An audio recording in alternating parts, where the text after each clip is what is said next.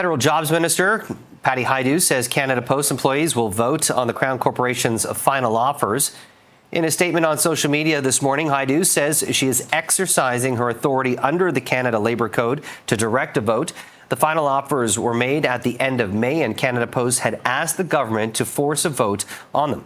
After 18 months of talks between Canada Post and the Canadian Union of Postal Workers with no resolution, Hajdu says the vote will be directed to happen as soon as possible.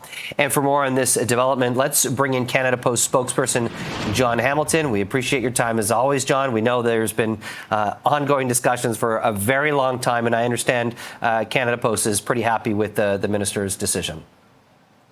Well, and thanks for having me on, Jamie. Obviously, the preferred path in any negotiations to have a vote is to reach a negotiated settlement. But after 18 months, hundreds of meetings and thousands of hours in a long and protracted strike, we're still at a major impasse. So the only other way to allow employees to have a voice and vote on an offer is to request that the minister allow us to have a vote for employees.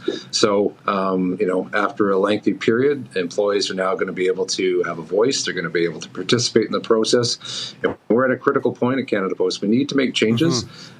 But the offers we put forward protects what's important to them, provides wage increases, but also starts to address the changes that we need to start making to help turn us around from the financial tailspin that we're in. You know, you just talked about critical changes, and let's face it, Jon, you look at so many other sectors that have been disrupted because of new technology, and it's those companies and sectors that were able to pivot and adjust to those disruptions. Those are the ones that end up becoming successful. And that seems what Canada Post is trying to do. What has been the response from the union when it comes to extending those parcel delivery on weekends, offering flexibility for part-time workers? That seems to be the biggest, if not the biggest, stumbling block here. Yeah, and that's been, what's been causing the impasse. We've not been able to find common ground on the changes we need to make to start to, reverse our financial situation and start to deliver the kinds of services that Canadians are looking for. At the end of the day, we are a service business, and as the people you serve change their needs, we need to change with them. They're looking for weekend delivery, they're looking for more affordable delivery, more convenience, and our old, highly structured mail-based model doesn't fit that anymore. But what we're saying to our employees is it isn't going to be a drastic change. We can start to make the changes that will allow us to better compete in the parcel business where the growth is. But we need to make broader changes as a company to fix our core business. But for now, after 18 months of not being able to agree at the table, employees will have a chance to vote on the offer that we put forward that starts to take the steps necessary to start to fix Canada Post, but allows them to have a voice, because this is a critical point in our history, and they should have a voice, and they've been stuck in the middle for the last 18 months through this negotiations. And you talked about some of the financial challenges. Since 2018, Canada Post has lost more than $3.8 billion before taxes. That is not a good thing, and it's not a recipe for success moving forward.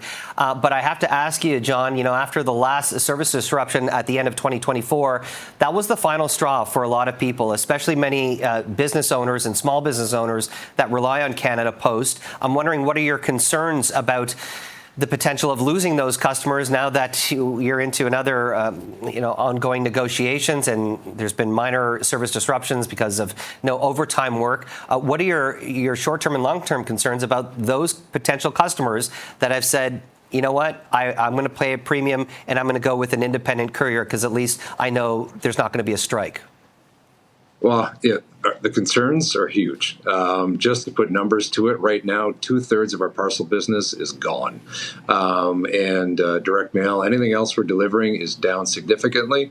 People are avoiding the uncertainty, and because uncertainty in the delivery business is a killer.